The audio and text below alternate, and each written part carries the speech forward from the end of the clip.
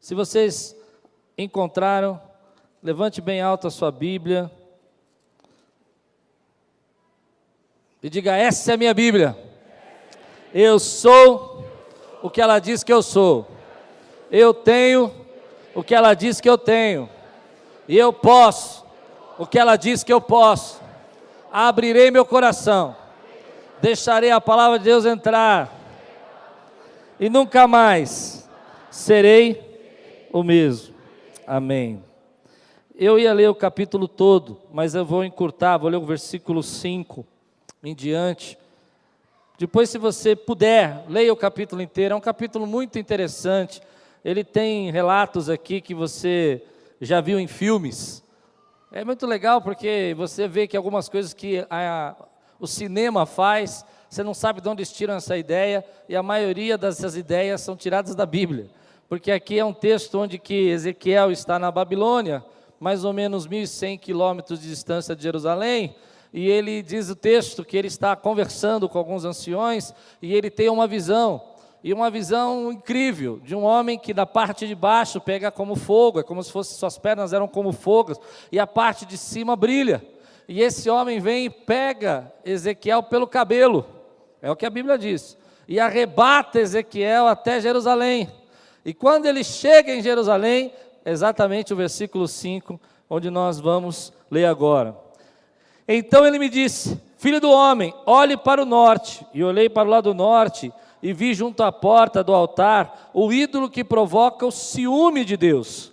E ele me disse: filho do homem, você vê o que estão fazendo, as práticas repugnantes da nação de Israel, coisas que me levarão para longe do meu santuário, mas você verá práticas ainda piores que estas. Em seguida me levou para a entrada do pátio, olhei e vi um buraco no muro. Ele me disse: filho do homem, agora escave o muro. E escavei o muro, e vi ali a abertura de uma porta. Ele me disse: entre e veja as coisas repugnantes e más que estão fazendo. Eu entrei e olhei, lá desenhadas por todas as paredes, vi todo tipo de criaturas rastejantes, animais impuros, e todos os ídolos da nação de Israel. Na frente deles estavam 70 autoridades da nação de Israel, e Jazanias, filho de Safã, estava no meio deles.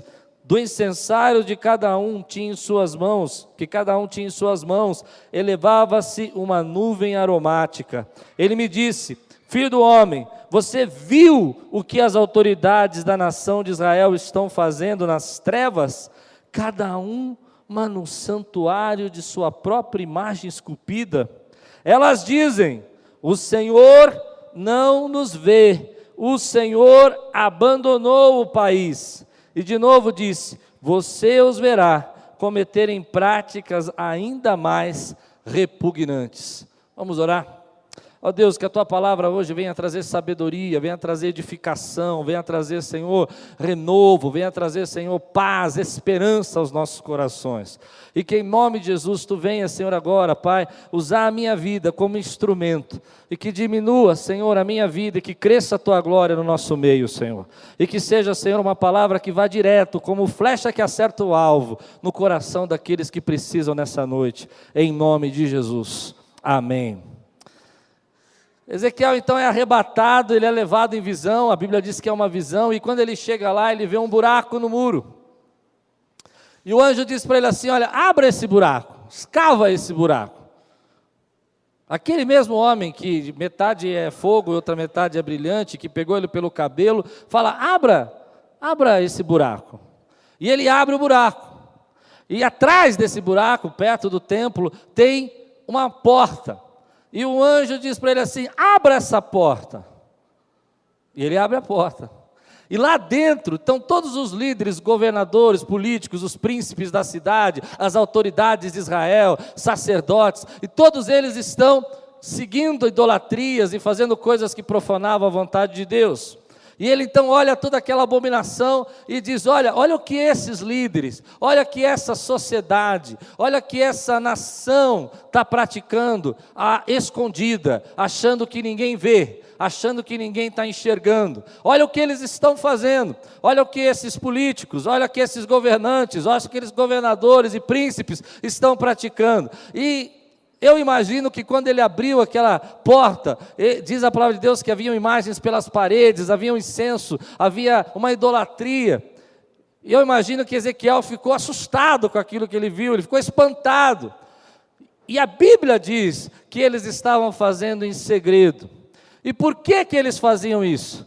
Porque dentro da mente deles havia uma ideia, um pensamento, que eu acho que tem muito a ver com o Brasil, tem muito a ver com a nossa vida, tem muito a ver com a nossa política, tem muito a ver com aquilo que nós vivemos na eleição que já passou, tem muito a ver com aquilo que nós estamos encontrando na nossa nação. E eu acredito que você abrir a porta aí de alguns políticos, de algumas governantes, você vai encontrar coisas semelhantes a essa, porque dentro deles havia um pensamento, uma ideologia, um sofisma, uma ideia que dizia o seguinte: Deus não está vendo. E uma sociedade que é criada embaixo de um pensamento onde Deus não está vendo, Deus não se importa, Deus não está tomando conta, uma sociedade que é criada embaixo de um pensamento onde as pessoas aprendem a pensar que Deus não está dando conta de nada, ela se torna uma sociedade perigosa, uma sociedade que não tem para quem prestar conta. E é isso que Ezequiel está falando para nós. Olha, esses líderes, esses governantes não acreditam que vão prestar conta a Deus, que vão prestar conta a alguém, então eles acham que podem fazer o que quiserem, porque ninguém está vendo. E aí eu vou fazer uma pergunta, porque esse texto, essa pregação me deu crise, e fazia muito tempo que eu não tinha crise numa pregação, há muitos anos eu não tenho crise em algo que eu vou pregar na igreja, e eu fiquei 15 dias, irmãos, 15 dias, dizendo: prego ou não prego, prego ou não prego, prego ou não prego, e o Espírito Santo falou para mim: prega. E aí sábado agora, eu disse: Deus, eu não tenho palavra ainda. Ele falou: você tem, aqui você não tem coragem de pregar, então eu vou pregar o que Deus está mandando eu pregar. Você recebe, meu irmão? Se eu dissesse para você hoje, esses governantes do nosso país, essa nação, esses líderes políticos que têm saqueado essa nação, vão prestar conta para Deus, você crê nisso? Ok, glória a Deus. Posso ouvir um glória a Deus? Agora segura essa. Se eu dissesse que nós que estamos aqui, que estamos às vezes vivendo desapercebidos da vontade de Deus, desapercebidos dos propósitos de Deus, desapercebidos dos alvos de Deus para a nossa vida, também vão prestar conta. Mas você não entendeu. Eu dizer porque o outro vai prestar conta. Posso ouvir um amém? Tudo que roubaram vão prestar conta. Você pode dizer amém? E você quando não devolve o troco do garçom?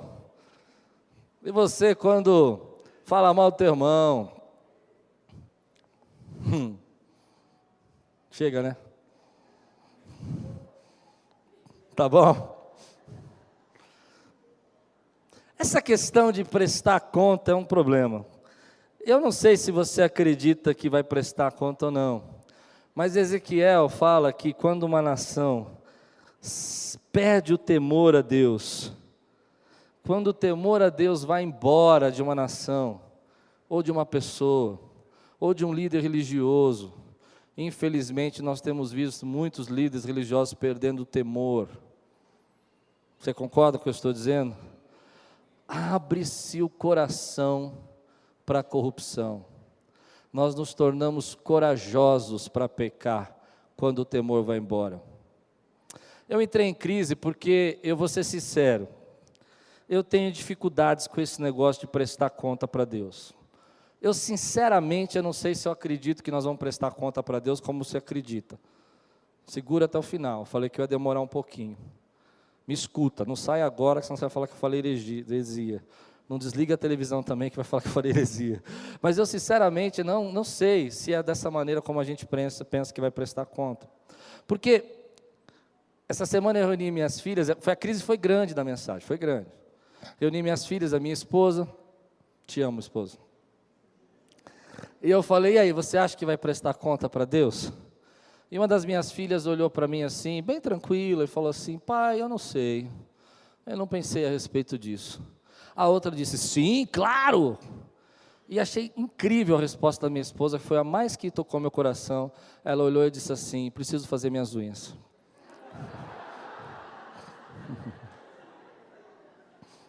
Te amo, amor. Mas isso resume, meu irmão. Aliás, esposa, você quando não quiser entrar na conversa do marido, é só você falar: preciso. Mas ela tem razão, porque eu já tinha perguntado umas 3 vezes. A crise era tão grande que eu fiquei perguntando a tarde toda. Deus, o que é prestar conta para Deus? O que é esse negócio de prestar conta para Deus? Eu tenho problemas com isso porque, primeiro, eu vou explicar qual é o meu problema com isso. Eu acho que a igreja usou muito isso para manipular as pessoas. A igreja usou muito essa frase: vamos prestar conta para Deus para manipular. Eu me lembro quando eu era criança, você, por exemplo, faltava no culto de domingo, o pastor chegava para você: você vai prestar conta para Deus. Solzão de rachar. Quantos daqui nasceram no lar cristão passaram por isso?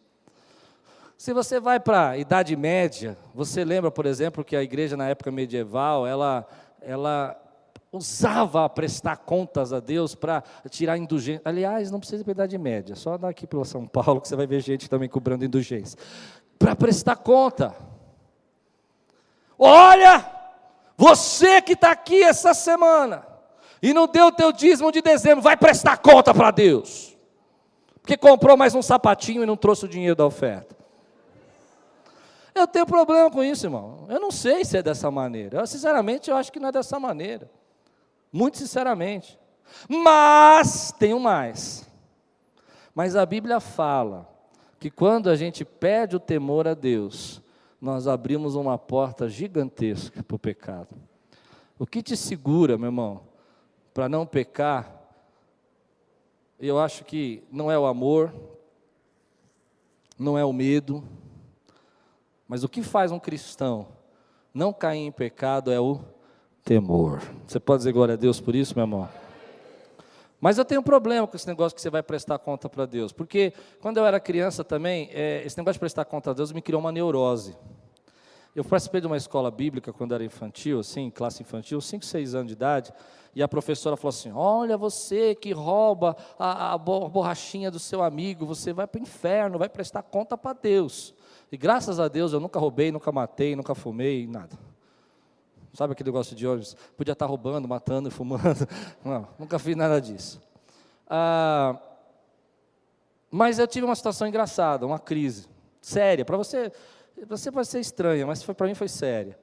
Eu vi uma areia de construção, aquelas areias de... Sabe quando o caminhão derruba areia para fazer prédio, assim? E era gigante aquela areia, estava um sol lá de uma praça, e eu achei que aquilo era meu playground. Eu pulei naquela areia, eu rolei naquela areia. Quem assistiu o programa na Sala do Pastor, que eu faço no muro, onde eu me escondia da minha mãe, era do lado, a areia era do lado, e eu rolava naquela areia e tal. Quando eu cheguei em casa, meus sapatos estavam cheios de areia, minha meia estava cheia de areia. E aí o meu irmão... Gente boa, bonzinho comigo, pegou a areia e começou a juntar tudo numa meia só, e deu quase uma metade de uma meia. Ele olhou para mim e falou assim: olha aqui, você roubou a areia do homem, você vai prestar conta para Deus. Aquilo entrou na minha cabeça, irmão. Eu falei: eu preciso devolver essa areia, eu preciso. Ele falou: não vai não, porque Deus vai cobrar, você não tem jeito, você não tem jeito. E uma criança de 5, 6 anos de idade, falando que Deus ia me pegar e que eu prestar conta para Deus, o negócio entrou na minha cabeça de um jeito, e eu queria ir lá, de madrugada, devolver a areia. Ele falou: não adianta mais, roubado está roubado. E eu não dormia a noite toda, chorando. E minha mãe falava assim para mim: o que você está chorando, Klaus? Eu falava assim: eu roubei a areia. Eu não conseguia falar porque eu tinha medo de apanhar. Minha mãe vai me bater porque eu roubei a areia. Então, às vezes, a gente usa esse negócio de prestar conta para Deus também para gerar neurose na vida da pessoa. E eu tenho problema com isso porque algumas pessoas vão olhar para mim e falar assim: olha, Deus, eu fiz tudo certinho, eu estou fazendo tudo direitinho e agora eu posso ser salvo. E você não é salvo porque você faz tudo certinho, nem tudo direitinho, você é salvo pela graça de Deus. Isso não vem de você, é dom de Deus. Mas, tem mais. É verdade que quando as pessoas não têm para quem prestar conta, e não tem um pensamento assim, até que um pouco emocional de dizer, olha, ninguém está me vendo, mas eu sei que Deus está me vendo, elas abrem uma porta gigantesca para cair no erro. Eu tenho problemas, mas isso não anula a verdade. Eu tenho problemas, e eu entendo os nossos problemas, mas isso não anula que a palavra de Deus fala que nós temos que ter temor a Deus. Você pode dizer amém por isso, querido? A terceira crise que vem no meu coração quando eu penso nessas situações e me prejudica, é quando a gente enxerga, por exemplo, que a nossa sociedade é uma sociedade que diz que Deus não vê. E ela diz isso de várias maneiras, e você vai lembrar de algumas delas. Quando a gente vive nesse país que nós vivemos, é fácil você escutar as pessoas dizerem, Deus não está vendo, de diversas maneiras. Um dos problemas, por exemplo, que nós temos é que não existe para nós hoje, e eu acho que ninguém pode fazer isso, punição imediata de Deus. Nós temos problema com isso. Quando a gente diz Deus não está vendo, é porque a gente não vê um raio cair na cabeça de um político, e ainda que caísse o raio na cabeça dele, a gente ia dizer, coitado, gente boa. Quem é o capaz de dizer assim, foi castigo de Deus? Aliás, acho que ninguém tem esse direito de dizer isso. Como é que eu posso dizer que você está passando uma prova porque foi castigo de Deus? Aliás, isso é uma outra questão para uma outra mensagem, tem castigo? Né? Mas nós temos um problema, porque como a gente não vê uma resposta talvez imediata de Deus, algumas pessoas vão dizer assim, Deus não está vendo. Olha, não aconteceu nada. E elas pagam para ver. Elas entram e dizem, olha, não vai dar nada. E às vezes não dá nada na primeira vez, não dá nada na segunda, mas tem uma hora que a casa cai. Tem uma hora que aquilo que você está semeando, você vai colher. Mas ainda que essa pessoa que semeou e colheu, a gente olha e fala, mas ela colheu pouco para aquilo que ela fez. E por não ter, às vezes, uma punição imediata, a gente não enxergar, porque às vezes Deus não trabalha dessa maneira, Deus tem o seu propósito, Deus tem os seus planos. Nós olhamos assim, Deus não está vendo. E muitos cristãos começam a se esfriar no temor a Deus, por não estar vendo uma consequência imediata do que estão fazendo. Elas dizem, eu não preciso ter temor, porque não vai acontecer nada. Ninguém vai saber. Ninguém vai ver. Segundo problema, antigamente, quando a gente dizia assim, olha, tome cuidado, tema a Deus, e caía uma enxurrada, a pessoa olhava para você e você ficava atolado no lamaçal. Eu me lembro que meu pneu começou a furar muito quando eu era jovem, e minha mãe olhou para mim e falou assim, precisa ver o que você está fazendo, hein? Você está andando e está fazendo uma coisa errada, o pneu está furando muito. Mas aí você vai crescendo, você vai amadurecendo, e você descobre que pneu careca fura. Porque quando você comprou o primeiro carro, você acha que o pneu vai durar para sempre. Não é assim? Mas depois você aprende. E aí você entende que aquele pneu que estava furando não tem nada a ver com Deus. E até quem é que vai dizer que, por exemplo, uma catástrofe aconteceu e isso foi castigo de Deus? Aliás, Deus é amor. Mas antigamente, tudo que dava errado, a pessoa queimava o arroz, castigo de Deus. Você está queimando arroz porque Deus está vendo. Você fica aí fazendo fofoca enquanto cozinha, e arroz queima. Mas isso, a gente cresceu, a gente evoluiu. E a ciência hoje explica uma série de catástrofes. Nossa, esse país ele é idólatra, e aí teve um terremoto. Que nada, foi placa tectônica, ele está sobre uma placa tectônica e ela se deslocou. Aliás, eu também não creio nisso, mas eu vejo isso um problema, porque tudo nós racionalizamos, tudo nós enxergamos que Deus não está agindo, são consequências naturais. E aí eu pergunto para você, aonde está o temor a Deus? Deixa eu fazer uma pergunta para você sincera, sem cera, sem enrolação, sincera. Temor a Deus é popular? Esse é um dos assuntos mais impopulares na igreja. Nós gostamos de outros atributos de Deus. Vamos falar do amor de Deus. Deus é amor. Posso ouvir um amém? Deus te ama. Posso ouvir um amém? Deus te ama, de novo. Vamos pregar só Deus te ama. Deus te ama, viu? Ama você também, você. Mas quando a gente fala de temor a Deus, a gente tem que entender que a Bíblia diz que o temor a Deus é o princípio da sabedoria. E eu falei para Deus assim: Senhor, eu não quero pregar sobre isso não, porque não vai começar um ano, e esse povo precisa começar um ano cheio de bênção, cheio de vitória, um ano que saiba que Ele te ama, eu quero que eles sejam vitoriosos. Deus falou: você quer que eles sejam vitoriosos? Eu disse: quero. Você quer que eles tenham um ano abençoado? Quero. Então ensina-me a temer, porque o temor é o princípio da sabedoria, meu irmão. É o temor que vai te livrar de um monte de situação. É o temor que vai tirar você de uma série de problemas que você não precisava estar vivendo. Aliás, eu nem acho que a castigo é consequência, porque quando você perde o temor a Deus, você começa a entrar em consequências que você não devia entrar. Você começa a viver problemas que você não deveria viver. Você começa a criar situações para você que não precisava, porque você venceu uma barreira, o temor a Deus. Agora, o que é temor a Deus? E essa é uma questão. E quando a gente fala temor a Deus, você já deve ter escutado algumas mensagens. Algumas pessoas dizem: temor a Deus não é ter medo. Mas isso não responde, porque temor a Deus não é ter medo, então o que é temer? Aí algumas pessoas falam: temer a Deus é respeitá-lo. Isso é um problema. Porque se você é do Nordeste, respeitar de um jeito. Se você é de São Paulo, respeitar de outro jeito. Tem irmão que chega para mim e fala assim: senhor pastor, como é que o senhor vai, pastor? O senhor está bem? E é um respeito. Mas tem irmão que chega para mim: e aí, cara, tudo jóia, eu te amo. E eu falo para ele: você não está me respeitando. Ele falou: estou sim, você é meu chegado. Como, querido, que você pode definir o que é temor a Deus como respeito? Eu vou tentar definir para você de uma maneira que você nunca mais vai esquecer. Diga amém. Ó, guarda isso. Temor a Deus é aquilo que você é e faz quando você é invisível. Posso ouvir um glória a Deus? Quando você tem certeza que ninguém vai ver. Quando você tem certeza que ninguém sabe, quando você tem certeza, tanto para o bem quanto para o mal, eu vou abençoar aquela vida, mas ninguém sabe que você vai abençoar, eu vou ajudá-la, mas ninguém sabe, por que você está fazendo se ninguém vai te aplaudir, ninguém vai dizer: uau, você fez, por quê? Porque eu temo a Deus e Deus está vendo.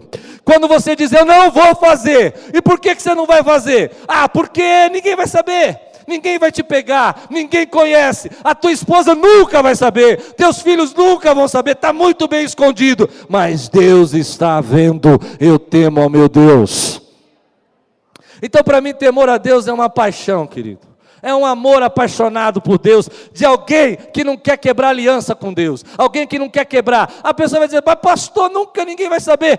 Deus sabe, mas Ele não vai te castigar porque Ele é amor, mas Ele sabe. E eu vou ter problemas quando entrar na presença dEle. E eu vou ter dificuldade de me entrar na presença dEle. E eu não quero que nada quebre essa aliança com Deus. Nada quebre essa comunhão com Deus. Ele é maior que tudo na minha vida. Você pode dizer glória a Deus? E aí as pessoas, quantos estão comigo ainda? As pessoas, elas começam a racionalizar. Não, Deus é amor, pastor. Pastorzinho, isso é muito radical. Deus é amor. Só prega aquele amor. Eu vou pregar aquele amor. Mas o amor de um pai ensina o filho a respeitar uma autoridade. Posso ouvir um glória a Deus? O amor de um pai ensina o filho a respeitar o seu chefe. O amor do pai ensina o filho a devolver o que pegou. Não é? E você ama.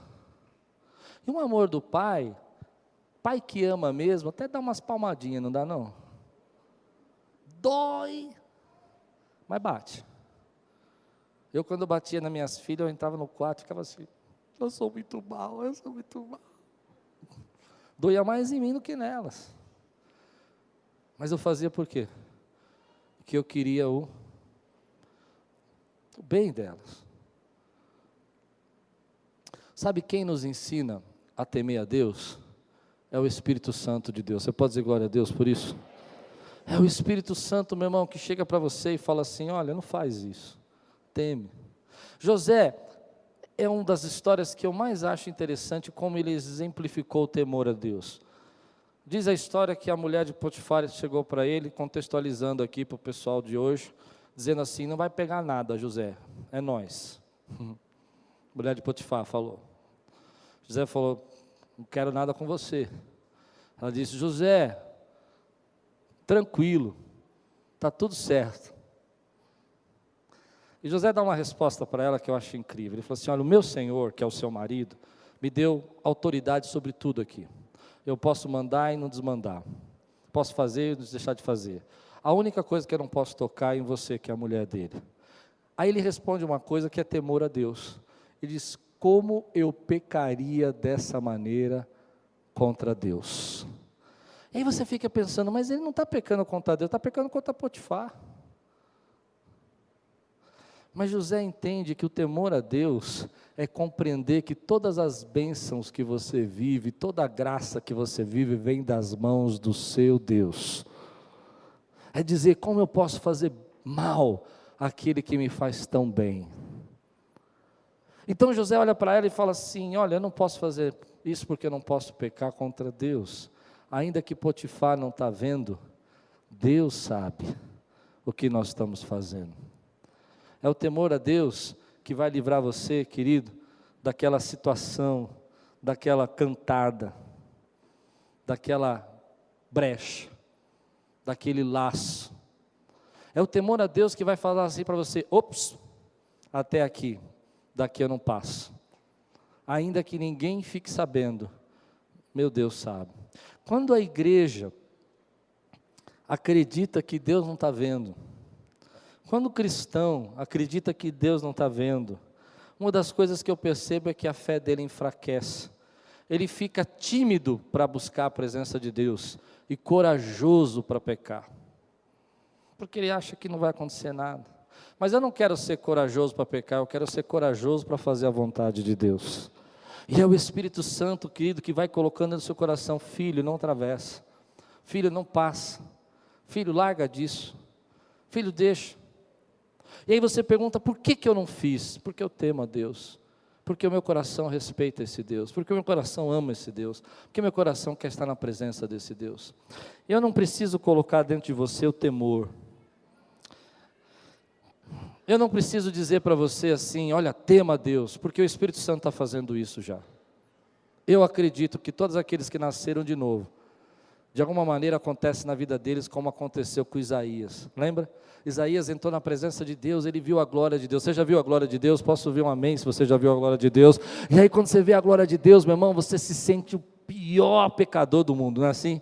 Você se sente um nada, porque você viu a glória de Deus. Mas de repente, diz a palavra de Deus que Isaías olhou e disse assim: eu sou um homem impuro e habito num povo de impuros lábios, né? E aí vem um anjo com uma tenaz nas mãos e toca os lábios de Isaías, e os lábios dele são purificados, e daquele momento, aquele homem de lábios impuros, aquele homem que habitava num país impuro, ele começa a viver a transformação de ser santo na presença de Deus, e aquilo é o temor a Deus. Ele começa a dizer: Deus arrancou de mim os meus pecados, Deus arrancou de mim a minha pequenez, Ele colocou a sua glória, um pedacinho da glória dele dentro de você, Ele colocou um pedacinho do poder dele dentro de você, Ele colocou a presença do Espírito Santo dentro de você, e aí quando você vê essa glória, o Espírito Santo fala: tema esse Deus Santo, tenha temor. E aí a Bíblia que diz que nós temos que temer a Deus é a mesma palavra de Deus que diz para nós não ter medo de Deus. Então temor, como a gente vivia antes, aquela neurose, isso não funciona. Não é medo que Deus espera que você tenha, mas é uma consciência da presença dEle nesse lugar. Todos os dias quando eu subo aqui para pregar, outro dia um irmão falou assim para mim: pastor, o senhor tem mais de 1000 mensagens, você não precisa mais preparar mensagens. Eu preparo mensagem porque eu temo a Deus, não você. Talvez você nunca saiba se eu preparei ou não preparei, mas uma coisa eu sei, Deus sabe, se meu coração está desejoso de pregar ou não. Ele sabe. Se meu coração está falando o que Ele mandou falar ou não. Aí tem muita gente pagando para ver, meu irmão. Então assim, vou pagar para ver. Você vai ver, pastor, não vai acontecer nada. E às vezes não acontece nada.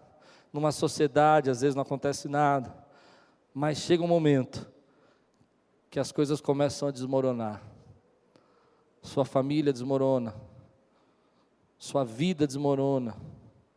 Financeiramente você começa a viver uma vida que você não devia viver. E aí, você começa a entender que o Espírito Santo quer nos ensinar a ter temor a Deus. Se Deus está falando para você parar, meu irmão, pare. Eu vou ser muito sincero com você. Eu não acredito que você vai para o inferno se você tomar uma cervejinha no Ano Novo. Você não vai. Mas eu tenho uma convicção certa de que se você continuar andando com más companhias, elas vão corromper o seu bom costume. Porque a palavra de Deus diz isso. É verdade. Eu não acredito que se você faltar domingo que vem na igreja, porque vai estar um sol maravilhoso e você quis ir para a praia com a sua família, isso vai pesar na tua vida e Deus vai puxar o seu pé na madrugada. Ao contrário, eu acho até que Deus vai falar, parabéns, você está cuidando do que eu te dei. Mas eu sinceramente acredito que se você parar de trazer seu filho para aprender a palavra de Deus e deixar de ensinar o caminho, ele vai crescer e talvez você tenha a maior desilusão da sua vida de ter um filho que não é salvo. Você entendeu o que eu disse? Porque a Bíblia diz, ensina a criança o caminho que deve andar e ele nunca mais vai se desviar dele. E ele tem que aprender com você. Com você.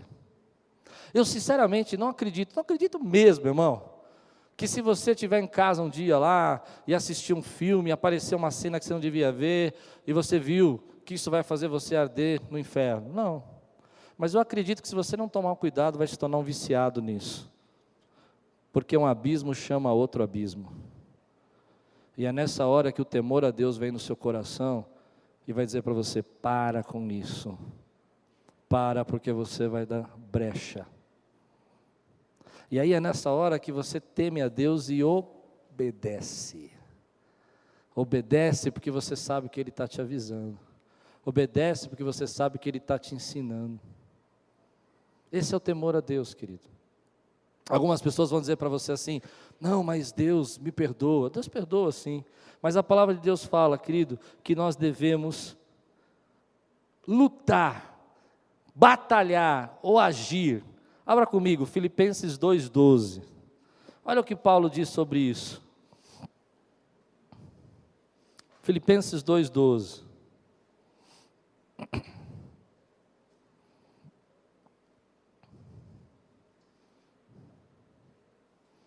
Se os irmãos encontraram, digam amém. Assim, meus amados, como sempre vocês obedeceram, não apenas na minha presença, porém muito mais agora na minha ausência. Temor é o que você faz quando ninguém vê. E aí ele diz assim, ponham em ação a salvação de vocês. Quantos são salvos aqui? Dê um brado, levante sua mão, eu sou salvo, aleluia. Agora, você sabia que você tem que pôr em ação a sua salvação? Ah, mas a salvação é de graça. Mas aqui, ó, ponha em ação a salvação de vocês, com temor e tremor. O que Paulo está dizendo aqui para nós? Está dizendo assim, olha meu irmão, batalhe por essa salvação, viva por essa salvação, tenha temor, tenha respeito por essa salvação, tenha uma vida digna dessa salvação. Permita que o Espírito Santo produza frutos na sua vida por essa salvação. É isso que a Bíblia está dizendo. Trabalhe por ela. Olha o que a palavra de Deus diz lá no Salmo 111, versículo 10. A Bíblia diz assim, o temor do Senhor é o princípio da sabedoria. Todos os que cumprem os seus preceitos revelam bom senso. Ele será louvado para sempre. Agora, no 112, versículo 1. Como é feliz o homem que teme ao Senhor e tem grande prazer nos seus mandamentos. O princípio da sabedoria é o temor, e a felicidade do homem que teme ao Senhor é grande. Às vezes, querido, eu olho assim, e eu entendo que Deus está dizendo para mim e para você, que nós precisamos ter temor e não medo. Mas eu entendo também, querido, que Deus está dizendo para nós assim, que uma igreja saudável precisa ter temor a Deus. Deus fala no seu coração. Algumas pessoas, eu já vi muitas pregações sobre isso, e eles dizem que Deus não corrige, os seus filhos, mas eu já fui corrigido por Deus. Então eu vou falar da minha experiência. Eu amo a Deus porque Ele me corrige. Alguns anos atrás, eu deixei um orgulho entrar no meu coração tão grande, mas tão grande, eu fiquei tão orgulhoso, e que se Deus não tivesse me corrigido naquela época, eu não estaria aqui e não existiria essa igreja.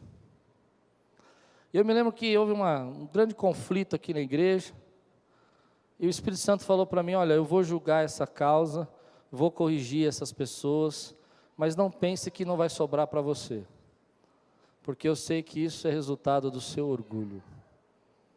E Deus me colocou no estreito, me amassou. Hoje, olhando para trás, eu glorifico a Deus por ter sido corrigido por Ele, porque se Deus não tivesse me corrigido, eu era um carro desenfreado, sabe? Um carro pronto para bater no poste. Às vezes Deus vai chegar para você, e eu acredito, vai deixar que as suas consequências dos seus atos te ensinem.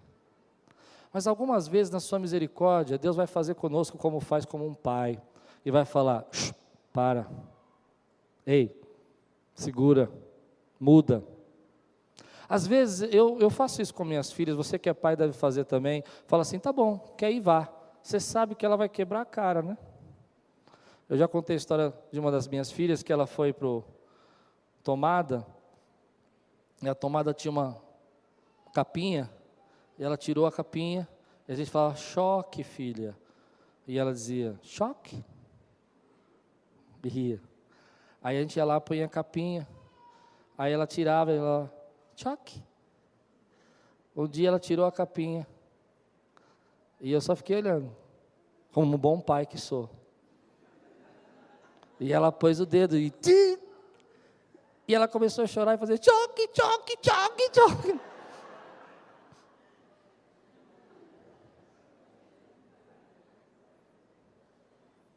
Você acredita que Deus faz isso com a gente às vezes? Quantos creem nisso? Deixa eu conhecer essa igreja aqui. Eu acredito, meu irmão. Porque Ele é amor, isso é amor. Nunca mais tocou em tomada. Aliás, em muita coisa, em fogo, tomada, em ferro, tudo que você fala, cuidado lá, choque. É. Porque a gente aprende dessa maneira. Então, quando Deus às vezes está corrigindo você, dizendo assim, olha, para, só você sabe quando Deus está te corrigindo. Aliás, ninguém tem o direito de dizer, olha, isso aí foi castigo de Deus. Boca de jararaca, né, falando. Furou o pneu, castigo de Deus. Queimou o arroz, castigo de Deus. Ninguém tem esse direito. Mas você precisa ser sensível quando o Espírito Santo está dizendo para você, muda. Para com isso. Larga disso. Chega, basta. Ao invés de ficar negando e dizendo assim, Deus, tu sabe, tu sabe. Ao invés de dizer assim, Senhor, eu vou pagar para ver, querido, diga, Senhor, me faça submisso à tua vontade. Ao invés de dizer, Senhor, eu quero ver o que isso vai dar em nada, dizer assim, Senhor, me livra do laço da morte, me livra do pecado. Quem promove isso na nossa vida é o Espírito Santo de Deus. Se você está recebendo essa palavra, meu irmão, é porque o Espírito Santo de Deus está falando dentro do seu coração e está dizendo assim, olha, aviva o temor, Deus, na minha vida. Quanta coisa, querido, podia ser evitada, diz a palavra de Deus. Provérbios diz assim, quero ler com você, Provérbios capítulo 14, versículo 2, diz assim, quem anda direito teme o Senhor, mas quem segue caminhos enganosos o despreza. Como é que a gente despreza Deus? Sabe como? É Deus falando com a gente não dá a bola. A gente diz, não tem nada a ver isso aí, é só meu amigo, é só meu colega, é só mais uma conversa, é só mais um WhatsApp, depois eu paro. E o negócio está enrolando, meu irmão. E o laço está sendo amado, está enrolado com o pescoço. E ao invés de você parar e dizer assim, Senhor, eu quero ser obediente. Mas sabe o que eu creio nessa noite? Eu creio que o Espírito Santo está pegando você hoje e está te chacoalhando assim, ó. E dizendo assim, eu tenho coisas tremendas para realizar na sua vida, que você ainda não entendeu, mas que o diabo já sabe, e que o diabo quer roubar de você. Mas o temor ao Senhor vem proteger você desse roubo do inimigo. É o temor ao Senhor que vai dizer para você assim: olha, eu não vou entrar nessa, porque o Espírito Santo toca o teu coração. Se Deus tem falado no teu coração, não faça, você sente isso, não faz, meu irmão, não arrisca, não paga para ver, não fica lá tentando, não, vamos ver, depois você paga para ver, depois você vai ter que catar os cacos, vai ter que se levantar do pó, desnecessariamente. Deus te deu uma família bendita, Deus te deu uma vida bendita, uma vida abençoada. É esse o temor a Deus que você diz: olha, ainda que ninguém esteja vendo, o Senhor está vendo, então eu me coloco embaixo da tua vontade, Deus. E o Espírito Santo nessa hora vai carregando você. Jovem, preste atenção, a gente não está falando de uma coisa absurda para você. Você está vivendo numa sociedade de pessoas que não temem a Deus, uma sociedade de pessoas que estão muitas vezes praguejando, amaldiçoando a Deus. Você vive no lugar de pessoas que ridicularizam, talvez, jovem, a tua fé. Mas eu quero dizer uma coisa para você: o Espírito Santo habita dentro de você, jovem, dizendo: tema ao Senhor, porque é o princípio da sabedoria. É esse Espírito Santo está dizendo para você: não entra nessa, não vai nessa. E aí você diz: mas por que, Deus? Porque o Espírito Santo está tocando dentro do seu coração. Algumas vezes você vai viver momentos que a sua fé vai ser colocada em xeque. Você vai viver momentos que você fala: olha, isso aqui não tem nada a ver, e não tem mesmo. E talvez isso não vai ser o problema da tua vida, como eu disse, não é isso que vai te causar. Deus não vai julgar você com uma ira, com raio, por cada deslize que você fizer. Mas todas as vezes que o Espírito Santo falar para você: não faça, saiba que é importante. Pare de fazer. E todas as vezes que o Espírito Santo de Deus falar: faça, por mim, por temor a mim, você deve fazer. A minha esposa chegou para mim ontem: amor, como é que você está tanto tempo comigo? Como é que você me aguenta tanto tempo? Eu disse: bem, claro que eu estava esperto, né? Eu falei: porque eu te amo, você é linda, é maravilhosa. Ela: uau. Aí, como toda boa esposa, falou: o que você está querendo? Sempre assim. Mas depois eu fiquei pensando: como é que a gente aguenta? Em alguns momentos é amor, em alguns momentos é temor, e em alguns momentos é tremor. Mas muitas vezes o que faz a nossa vida continuar semeando quando a gente não está vendo o resultado, o que faz a nossa vida continuar plantando quando a gente ainda não está colhendo num relacionamento, é o temor. É nessa hora que você fala: Deus, estou fazendo porque o Senhor sabe. Aquele irmão castigou, aquele irmão, você fez bem para ele, ele te tratou mal, você fez o melhor que você podia, ele falou mal de você, e você continua fazendo por causa do temor. Você tinha um ministério na igreja, as pessoas pisaram em você, falaram mal do seu trabalho, da sua obra, e você continua na igreja por causa do temor. As pessoas chegam para você e dizem assim: olha, o que você está fazendo lá na Quiris, esse domingo à noite, nesse calor, você está aqui adorando a Deus por causa do temor. Esse é o coração de quem crê. E sabe quem promove isso na sua vida? O Espírito Santo de Deus. Você pode dizer glória a Deus por isso, meu irmão? Então, se Deus está lhe corrigindo em alguma coisa, aceita. Só isso. Se Deus está mandando tirar alguma coisa da sua vida, aceita. Seja uma palavra, seja uma frase, seja uma pessoa. Às vezes Deus não tira uma pessoa do nosso caminho. Você crê nisso ou não? Uma pessoa que é um laço para a tua vida. Moça, espera no Senhor, confia nele. Pode orar o Salmo 40, que Deus não se importa, apressa-te, Senhor, né? Mas fica na presença de Deus. Por quê, querido? Fica no temor. Deus honra esse temor na sua vida. Quantos recebem essa palavra essa noite em nome de Jesus? Eu creio que o Espírito Santo está promovendo temor no nosso coração. É uma igreja forte, é uma igreja que teme a Deus. Não é uma igreja que tem medo de Deus, ao contrário, é uma igreja livre, porque Deus habita nessa liberdade, nessa alegria. Mas é uma igreja que faz tudo com excelência, porque teme a Deus. É uma igreja que adora a Deus com todo o seu coração, porque teme a Deus. Ainda que ninguém esteja vendo, mas faz porque Deus está vendo, em nome de Jesus.